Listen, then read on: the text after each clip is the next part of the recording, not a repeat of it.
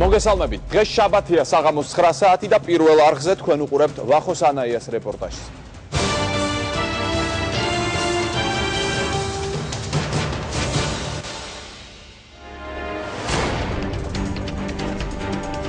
ადამიანები, რომლებიც საკუთარ თავს სატანისტებს უწოდებენ. გაშიშვლება და ეშმაკის რიტუალი. როგორ იღებენ საქართველოში სატანისტები თავის რიგებში ახალ წევრს. Я принимаю сатану в Бога ярящегося хаоса, как своего повелителя и отца. Рატომ სცემენ თაყვან სატანას? ვახოს ანაიას რეპორტაჟი სატანისტების რიტუალიდან. რას აღნიშნავს და სად გვხვდება საქართველოში სატანისტების ნიშნები?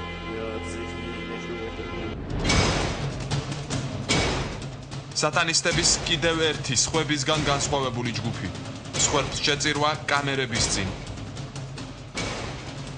ჯოჯოხეთზე ორიენტირი, ანუ სრულ დესტრუქციაზე ორიენტაცია არის სწორედ აი ამ მცოფხედველობის განმასხვავებელი. სასაცილოა, რატომ შეიძლება ცოდვა იყოს ის, რაც ადამიანს სურს. ცოდვა პირიქით ის არის, როდესაც ადამიანი ბრიყვია.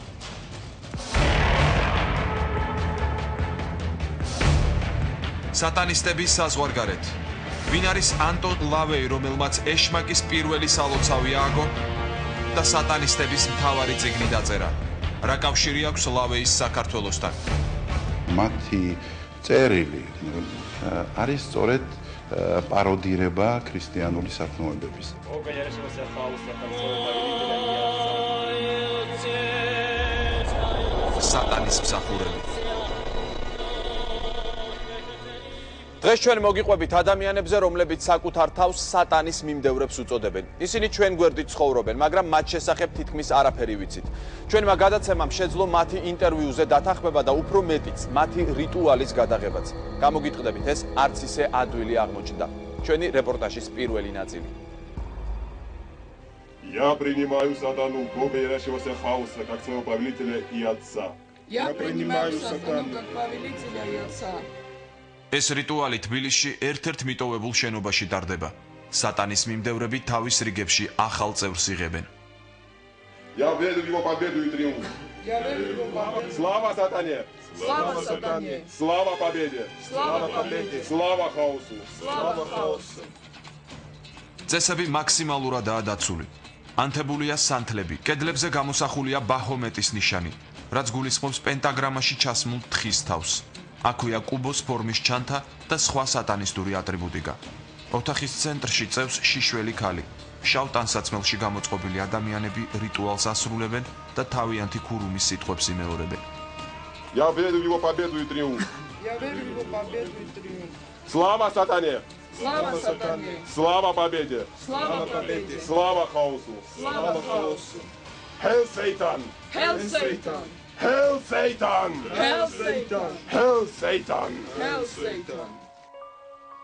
იმისთვის რომ გასაიდუმლოებულ და მაქსიმალურად დახურულ წრეში მოხვდეს და სატანისტებმა თავის წევრად აღიარონ, გაწევრიანების მსურველმა მკაცრი წესები უნდა დაიცვას. რიტუალის დროს ყველა დეტალს თავისი მნიშვნელობა აქვს. შიშველი ქალწულისგან სატანისტები დამატებით ენერგიას იღებენ. ბაჰომეტის ანუ მხეცის ნიშანი მათთვის საკრალურია და შავი მესის განუყოფელი ნაწილია. სანთლების ანთებით ისინი ქრისტიანული წირვის ერთგვარ პაროდირებას ახდენენ. შესაბამისი რიტუალის დასრულების შემდეგ ახალი წევრი სატანისტების ჯგუფში უკვე მიღებულია. ამ ადამიანის წარმოდგენით მისი სული უკვე ეშმაკს ეკუთვნის. Я принимаю сатану как повелителя и отца. Я принимаю сатану как повелителя и отца. ბავშვობიდან ხალხს ვერ ვიტან საშინლად, არ ვიცი რატომაც და შიგნით ხმა უფრო წინ ვიძოტმინია. აი მეუნევა რომ თვთები არიან რა. არსებობს 72 დემონის ნიშანი. მე მაგალითად ყველაზე მეტად მიყვარს ასმოდეი. ეს დემონი არის გარყვნილობის დემონია, რომელსაც ჩვენ ხედავთ ყოველ დღე ქუჩებში. ის ეგივე არის მაგალითად სახლში. სატანისტურ რიტუალს ყოველთვის ქურუმი ხელმძღვანელობს. ქურუმი განსაკუთრებული პატივით სარგებლობს. იცის საკრალური შელოცვები, დანარჩენებს კი სჯერათ, რომ გარკვეული მაგიური ძალაც აქვს. ამის გამო ქურუმს ყველა უსიტყვოდ ემორჩილება. ჩვენ გვყავს ქურუმები, რომლებიც განაგებენ ჩვენს ცხოვრების სტილს, ჩვენს კანონებს. სწორედ მათი განჩინებებით ხდება ჩვენი დაჯგუფებების მართვა-გამგებლობა. სავარაუდოდ არსებობს რაღაც სექტა, რომელსაც აქვს თავისი ხელმძღვანელი, რომელიც იქნება უფრო განვითარებული და განათლებული ადამიანი, მაგრამ რადგან ჩვენთან არის ეს ყველაფერი ძალიან საიდუმლო და ძალიან ვიწრო წრეში ტრიალებს ეს ყველაფერი, მე მაგას ვერ გამხილავ. სატანის მიმდევრები საკუთარი საქმიანობის აფიშირებას არ ახდენენ. იკრიბებიან მიტოვებულ სახლებსა და სასაფლაოებზე, ასრულებენ რიტუალებს და წარმოთქვამენ შელოცვებს. ატარებენ სექსუალურ ორგიებს. მათ რიგებში სხვადასხვა ასაკის ადამიანები არიან გაერთიანებული, მაგრამ უმრავლესობა მაინც ახალგაზრდაა. ჩვენ უმეტესად დასრული პიროვნებები ვართ. ჩვენ ვიკრიბებით მიტოვებულ ადგილებში, სასაფლაოზე შედარებით იშვიათად ვიკრიბებით. უმეტესად მიტოვებულ სახლებში. ჩვენთან საუბარში ქართველი სატანისტები ყვებიან, რომ ეშმაკთან ისინი პირადი სურვილების ასრულებისთვის მივიდნენ. უარყოფენ ღმერთის ძალას და მიიჩნევენ, რომ ადამიანის ნება მთავარია და კაცმა საკუთარი კეთილდღეობისთვის უარი არაფერზე არ უნდა თქვას. წარმატებამდე სატანისტები მზად არიან ნებისმიერი გზით მივიდნენ.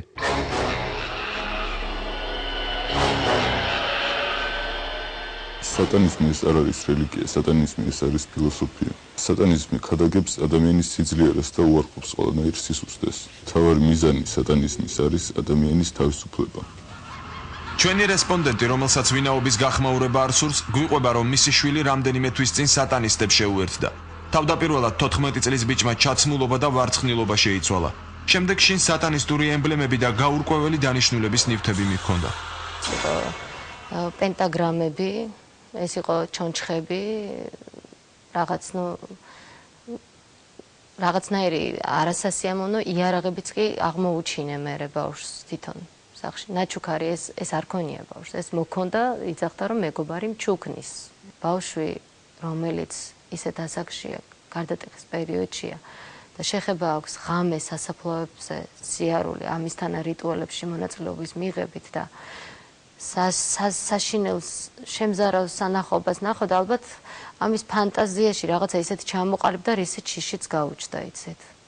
იგი ხედავდა თითქოს თეთრებში შემოსილ ადამიანებს და მე ამ ყველაფერს უხსნიდი საკუთარ შვილს, რომ ეს შეიძლება დედა შენი ანგელოზები არიან და პირიქით გვერდში გიდგანან თქო. და შენ ცუდად ამას მიუყურებ თქო, იმიტომ რომ იქნებ ესენი არიან ანგელოზები, რომლებსაც უნდა ჩენი დახმარება და არა ცუდები არიან თქო.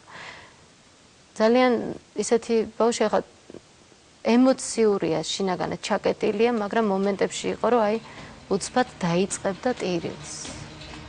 ამჟამად ჩვენი რესპონდენტის შვილი მონასტერში გაგზავნეს. სატანისტებთან ურთიერთობიდან რამდენიმე თვის შემდეგ მოზარდმა ფსიქოლოგის დახმარება თავად ითხოვა. დედამ გვაჩვენა SMS-ებიც, რომელსაც სატანისტები მის შვილს უგზავნიდნენ. ბავშვს ჰქონდა კისრის მიდამოში. კისერზე ჰქონდა აი ესე როგორც არ ვიცი, მითებში მინახე, ეს ზღაპრებში ალბათ რა, ეს ნანახი ვამპირებს ეძახიან, ხო, ვამპირის ნაკმენები, მსგავსი რაღაც ჰქონდა. ეს არ იყო არანაირი ნახატი. ეს იყო ნაკმენი, მთელი ერთი თვის განმავლობაში ბავშვს არ გადიოდა. შევამჩნია ხელებზე დასერვა. სულ დასერილი ქონდა მთელი ხელები. ანუ მე რაღაცები მე ინფორმაციიდან გამომდინარე გავიგე, რომ ესენი იმ დონეზე მიყავთ თვით გვემად, თვით კვლელობამდე მიყავთ, იცით ეს ბავშვები. ფსიქიკას ისე ურყევენ, ისე აბსოლუტურად ანადგურებენ ამ ასაკში, რომ ბავშვი ყველაფერზეა უკვე წავს. ესენი თვლიან, რომ სიკვდილის შემდეგ არის თავისუფლება და სიყვარულის მოპოვება უფრო ძლიერი. მსოფლიოს სხვა სატანისტების მსგავსად, ეშმაკის ქართველი მიმდევრებით სატანიზმის მამამთავრად ანტონ ლავეის მოძღვრებითა და ეგრეთ წოდებული სატანისტური ბიბლიით ხელმძღვანელობენ. წიგნში რიტუალებია აღწერილი, გაკრიტიკებულია ქრისტიანობა და ჩამოყალიბებულია ეგრეთ წოდებული 9 კოდექსი. ჩვენ ვკითხულობთ ლავეის ბიბლიას, რომელიც არის სატანისტების მთავარი სახელმძღვანელო. ჩვენ გვაქვს 9 კოდექსი. რომლითაც ხელმძღვანელობთ. ის არის სატანისტური მორალის განმსაზღვრელი. ჩვენი მორალი კი აბსოლუტურად განსხვავდება ქრისტიანებისა და სხვა რელიგიების მორალისაგან. ჩვენთვის ყოველი რელიგიური დაჯგუფება ერთ ჭრილში განიხილება. ჩვენთვის არ აქვს მნიშვნელობა ის ბუდისტია, ისლამის მიმდევარია თუ ქრისტიანია. მე მაქვს წაკითხული მკვდრების წიგნი მაქვს და სატანისტური ბიბლია. შედარება უფრო ქრისტიანებთან და რა ხალხი არიან ისინი და რომ გვატყუებენ ეს ბიბლია ქრისტიანი ყველაფერი ტყუილი არის. ხალხი წირავთ მას ვისის გჯერა და გძამს. რაღაცა უნდა გაიღო რაღაც მე. ეს კადრებიც საქართველოშია გადაღებული. ეს სატანისტების სხვა ჯგუფია, რომელიც ცხოველის მსხვერპლშეწირვის რიტუალს თბილისის ერთ-ერთ სასაფლაოზე ასრულებს. დღემდე საქართველოში ეშმაკისთვის ადამიანის მსხვერპლშეწირვის არც ერთი შემთხვევა არ არის ცნობილი, მაგრამ ცხოველების შეწირვა მათთვის ჩვეულებრივ ამბად იქცა.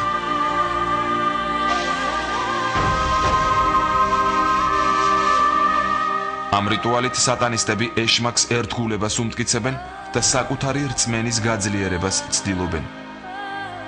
ვერ დავინახეთ გადარჩენის გზა ქრისტიანობაში. ბოროტებაში ვხედავ ჩემის ხსნის გზას.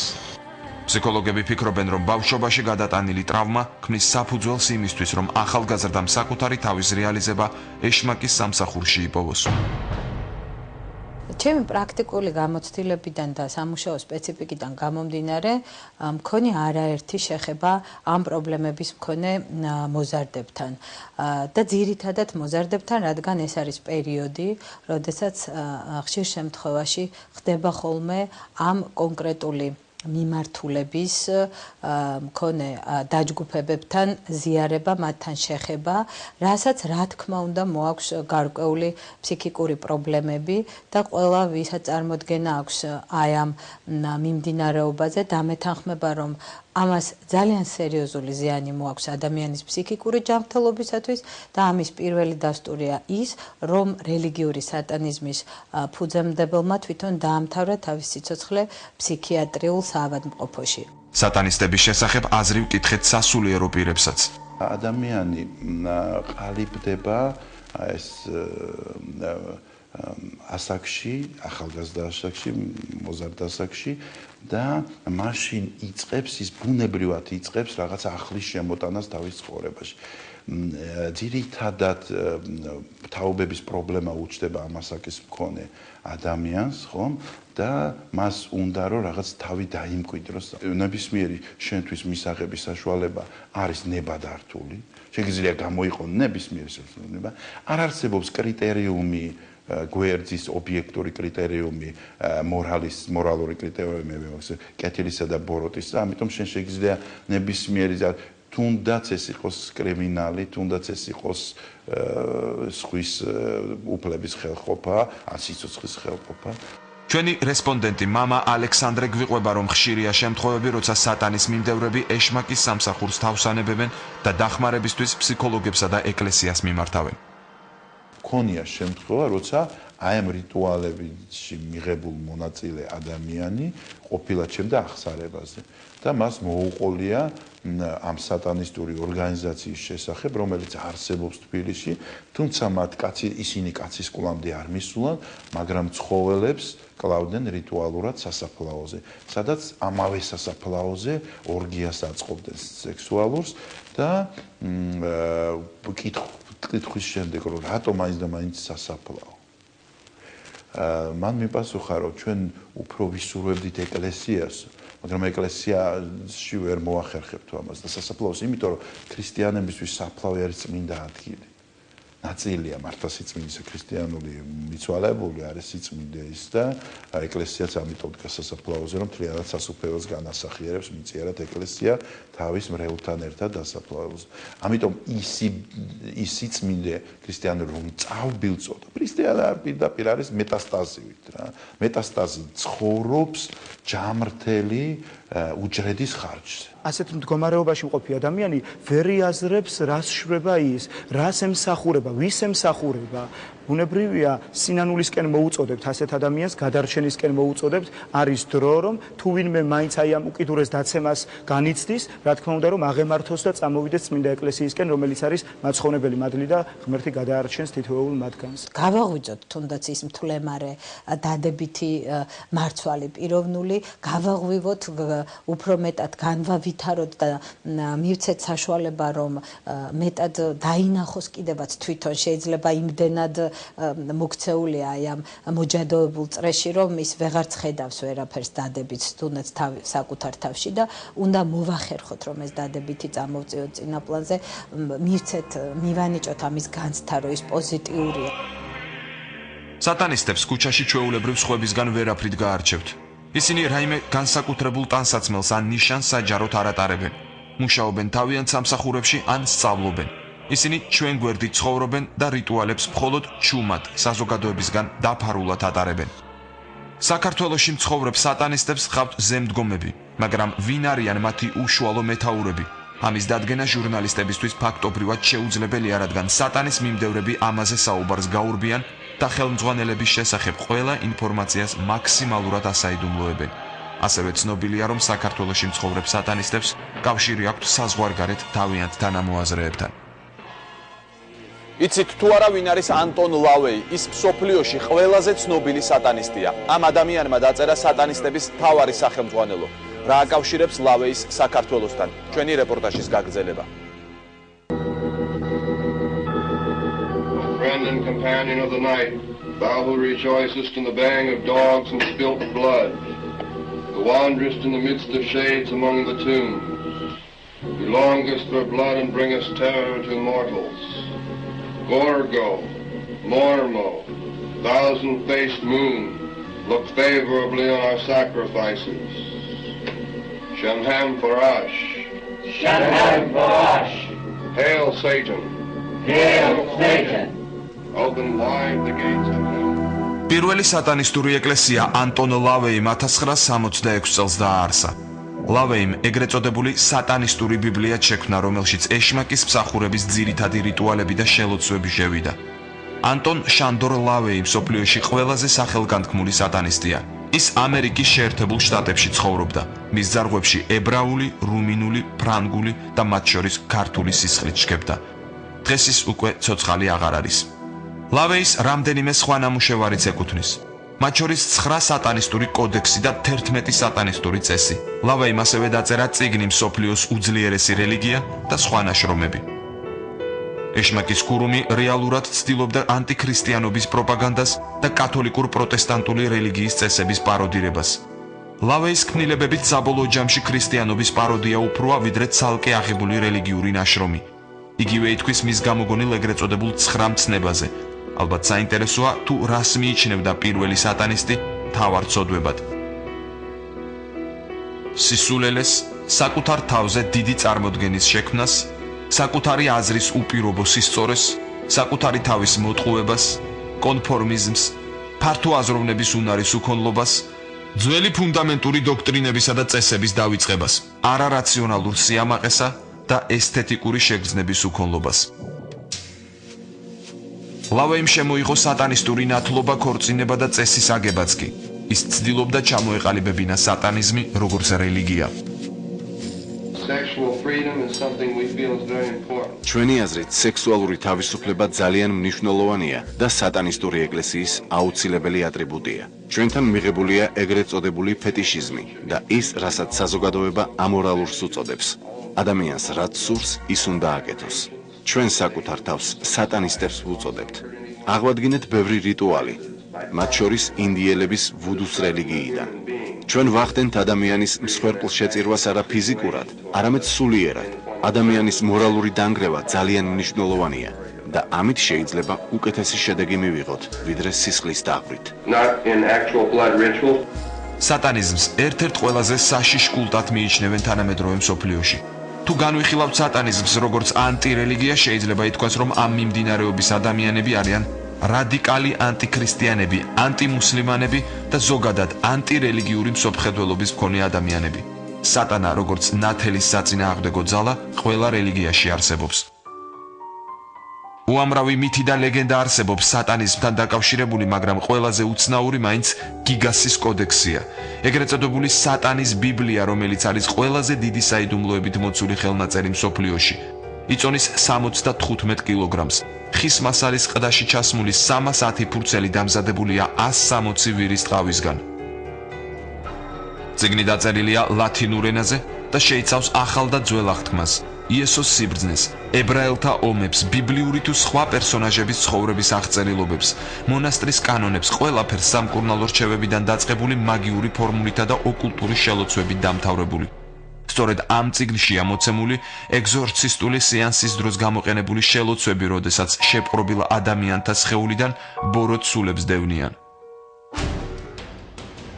არსებობს მითი წიგნის შექმნის შესახებ, რომლის მიხედვითაც მე-13 საუკუნეში ბოჰემიის ბენედიქტის მონასტრის ერთ-ერთ განდეგილ ბერს, ჰერმანს, მიესაჯა სიკვდილის საშინელი ცოდვის გამო, რომელიც ლეგენდაში გასაიდუმლოებულია. ბერი ემუდარებოდა წინამძღვარს შეენარჩუნებინა მისთვის სიცოცხლე და სანაცვლოდ იგი დაწერდა წიგნს ერთ ღამეში, რომელიც სახელს გაუთქვამდა მონასტერს. მას ნებადართეს გაეკეთებინა დაპირებული. მეორე დილით კი ან წიგნს ჩაიბარებდნენ, ან მის სიცოცხლეს. სასოწარკვეთილი ბერი წერას შეუდგა, მაგრამ რამდენიმე საათში მიხვდა, რომ შეუძლებელი იყო დილამდე დაემთავრებინა სამუშაო და მაშინ მან აღავლინა ლოცვა, არა ღმერთის, არამედ დაცემული ანგელოზის მიმართ. მეცნიერთა ჯგუფმა შეისწავლა ხელნაწერი და აღმოჩნდა, რომ იგი დაწერილია ერთი და იმავე მელნით.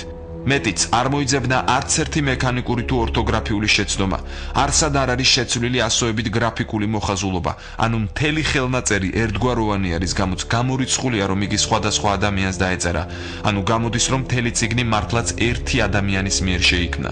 ასეთი წიგნის დაწერას 10 წლეულები დასჭირდებოდა.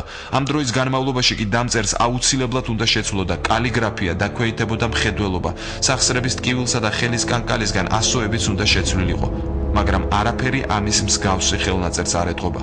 აქედან გამომდინარე, გარდა იმისა, რომ წიგნი ერთმა ადამიანმა დაწერა, მას ეს არაადამიანურად მოკლე დროში მოუხერხებია.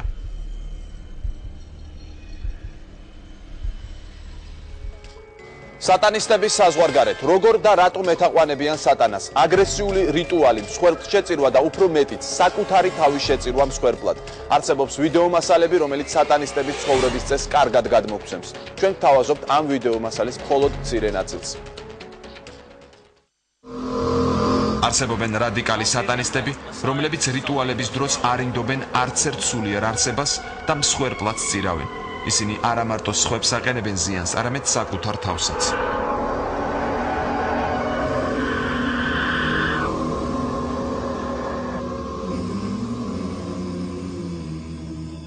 Do you feel blame? Are you mad? Do you feel like Wolf's Bob's right friends? Get friends, butch, get rabbits, get ჩარლზ მენსონმა კი ყოველგვარ ზღვარს გადააჭარბა. მის მიერ დაარსებული სექტა სატანას ეთაყვანებოდა. მენსონი 1933 წელს დაიბადა. 18 წელი ციხეში ჰქონდა გატარებული. 1967 წლის მარტში ციხიდან გათავისუფლების შემდეგ იგი სან-ფრანცისკოში ჩავიდა. თავის ირგვლივ ახალგაზრდები შემოიკრიბა, რომლებიც საკუთარ თავს ოჯახს უწოდებდნენ. მენსონის თაყვანისმცემლები ძირითადად გოგონები იყვნენ, რომლებიც ოჯახში გაწევრიანებისთანავე ჯგუფური გაუპატიურების მსხვერპლი ხდებოდნენ. ოჯახი ძირითადად სექსუალური ორგიებით იყო დაკავებული, რომლის დროსაც ხშირად ნარკოტიკებსაც იყენებდნენ. მათთვის უცხო არც ცხოველების სისხლისმა იყო. 1969 წლის 8 აგვისტოს ისინი ბევერლი ჰილზის მდიდრულად მორთულ სახლში შეიჭრნენ, სადაც რეჟისორ რომან პოლანსკის ფეხმძიმე ცოლი შარონ ტეიტი მეგობრებთან ერთად წვეულებას მართავდა. მეორე დილით პოლიციამ მათი გვამები აღმოაჩინა, კედელზე კი სისხლით იყო მიწერილი სიტყვა ხორები. მენსონსა და მისი ბანდის წევრებს სასიკვდილო განაჩენი გამოუტანეს. მაგრამ 1972 წლის 19 თებერვალს კალიფორნიის უმაღლესმა სასამართლომ სასიკვდილო განაჩენი გააუქმა და მსჯავრდებულებს სამუდამო პატიმრობა მიუსაჯა. People look at you today 20 years later and they still have no idea what you're about. Tell me in a sentence who you are.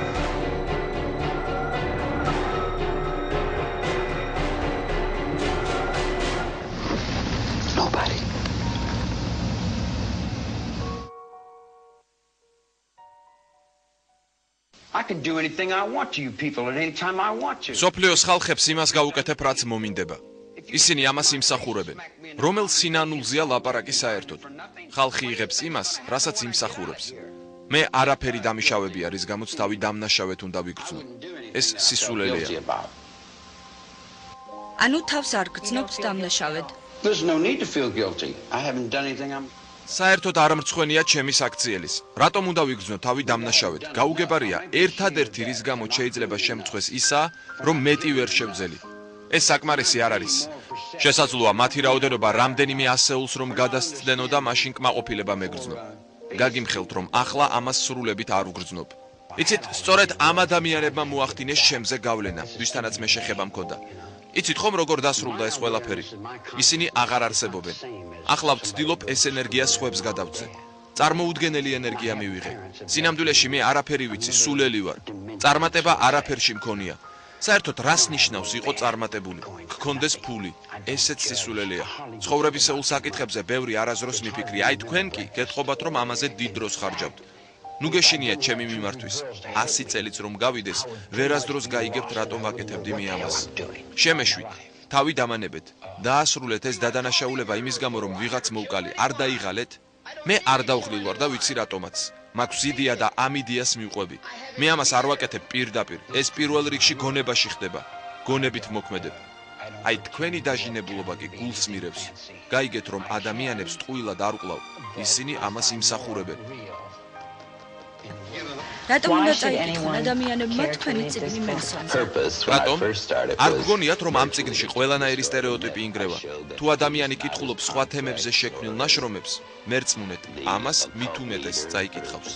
წიგნის წერის დროს, როდესაც ხშირად ესაუბრებოდით მას, არ უთქვამს რომ თავს დამნაშავედ გრძნობს. თქვენ შეგიძლიათ ეს მას პირადად კითხოთ. ეტყობა რამე რომ თავს დამნაშავედ გრძნობს. ჩემთვის ის არის ადამიანი, რომლის შესახებ მონათხრობიც აუცილებლად დაინტერესებს მსოფლიოს. მგონი ეს საკმარისია. სატანისტები ხშირად ადამიანის მსხვერპლად შეწირვასაც არ ერიდებიან. მათ ღრმად სწამთ, რომ ამ ქმედებით ისინი ეშმაკს აძლიერებენ. ცნობილია შემთხვევები, როცა რადიკალმა სატანისტებმა ეკლესიებიც კი დაწვეს. დადასტურებულია, რომ ბევრი სატანისტი ნამდვილად იყო ფსიქიკურად დაავადებული, მაგრამ ამას ყველაზე ვერ ვიტყვით. ბევრმა მათგანმა სიცოცხლე თვითმკვლელობით დაასრულა.